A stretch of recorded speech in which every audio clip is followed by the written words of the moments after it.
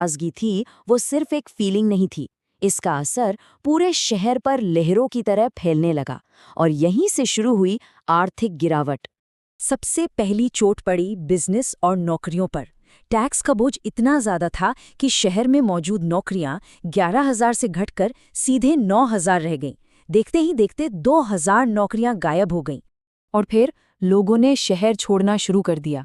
शहर में आने वालों की संख्या तो उतनी ही रही, लेकिन शहर छोड़कर जाने वालों का आंकड़ा 1,000 को पार कर गया और ये नंबर लगातार बढ़ रहा था। ये एक तरह से शहर से लोगों के पलायन की शुरुआत थी।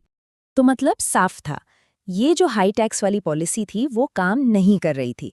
जो शहर पहले तरक्की कर रहा था, अब वहां से नौकरियां भी जा रही थी और लोग भी। अब शहर को पूरी तरह से बर्बाद होने से बचाने के लिए इस एक्सपेरिमेंट को पलटने का फैसला किया गया। मतलब टैक्स को वापस नॉर्मल करने का वक्त आ गया था। और जैसे ही टैक्स वापस 10% किया गया, असर तुरंत दिखने लगा। नौकरियां न सिर्फ वापस आईं, बल्कि बढ़कर 12,000 हो गईं और लोगों का शहर छोड़कर जाना भी कम होने लगा। ऐसा लगा जैसे इकोनॉमी के कुछ हिस्से जल्दी से ठीक हो रहे हैं। लेकिन अब आता है इस पूरे एक्सपेरिमेंट का सबसे जरूरी और चौंकाने वाला हिस्सा। टैक्स को वापस 10% करने के बावजूद शहर की कमाई वापस अपने पुराने लेवल पर नहीं आई, बल्कि ये गिरकर पहले $24,000 और फिर सिर्फ $3,000 प्रति घंटा रह गई। अब सवाल है, ऐसा क्यों हुआ? हुआ ये कि ऊंचे टैक्स और नाराज लोगों की वजह से कई बिजनेस हमेशा के लिए बंद हो गए। वो दिवालिया हो गए।